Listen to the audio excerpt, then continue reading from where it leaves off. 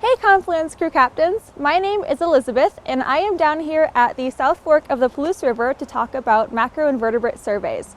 So taking a macroinvertebrate survey is really helpful because it tells us a lot about the water quality in the river, and it helps us to do more targeted water quality projects in the future.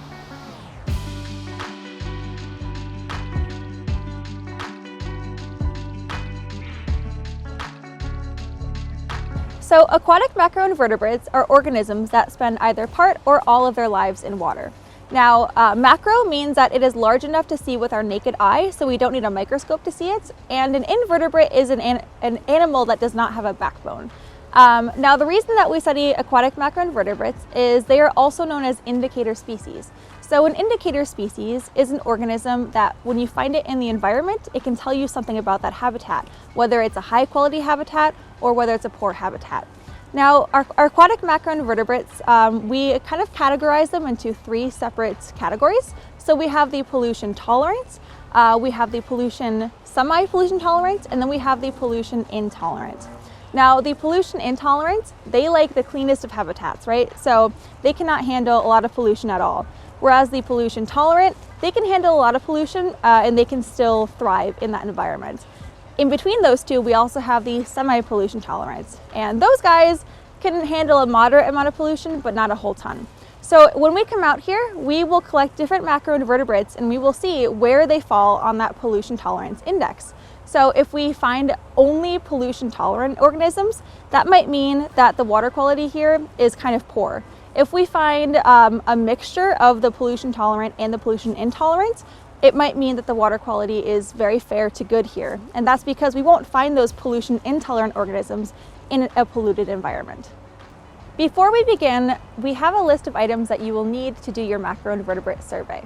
An aquatic net, an ice cube tray, a sieve, a dichotomous key, an identification sheet, some forceps, and water shoes, boots, or waders. All right, so before we start sampling for our macroinvertebrates, the first step is to fill our bucket with some water so that we have some place to put them.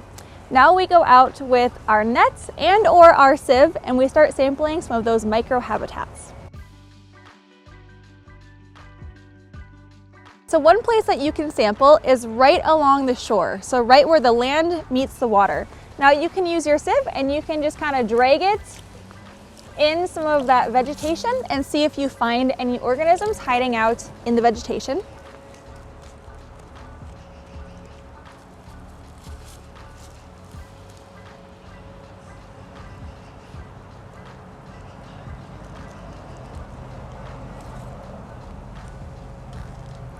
And we have a dragonfly nymph. Another place that you can sample is the mud or the silt that you can find along the stream bank.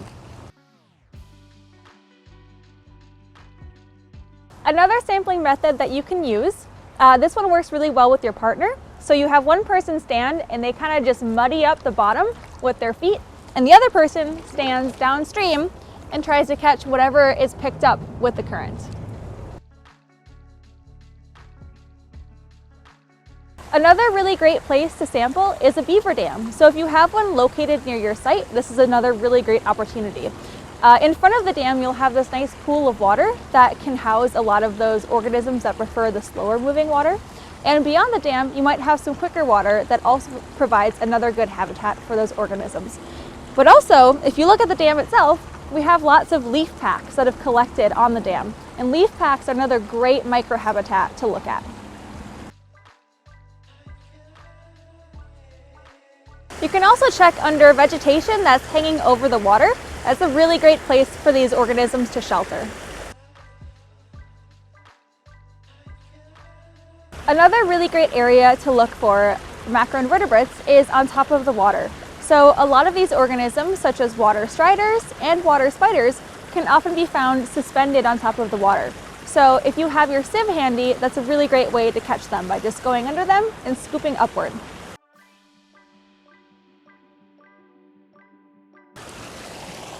Another really great place to check for macroinvertebrates is on the underside of rocks. So oftentimes you can find things like water penny beetles or caddisfly larvae that are attached to the bottom of rocks and other substrate that is in the bottom of the stream. So as you can see, there are a ton of microhabitats for you to sample. Now, you might not have all of these different areas at your particular site, but you probably have a fair number of them. And we recommend sampling as many as you can to get an accurate idea of your macroinvertebrate population. Once you're done sampling macros, you can also make note if there are any fish nearby, because they can also tell us about the quality of that aquatic habitat. You don't need to go to species level, just tell us if there are fish and if you see any spawning activity. Then once you're done with that, be sure to look at the macros that you have collected at your sites and mark them down on your data sheets. Use those in the equation to find your pollution tolerance and the quality of your stream or river. And then when you're all done, make sure to release your macroinvertebrates back into the water.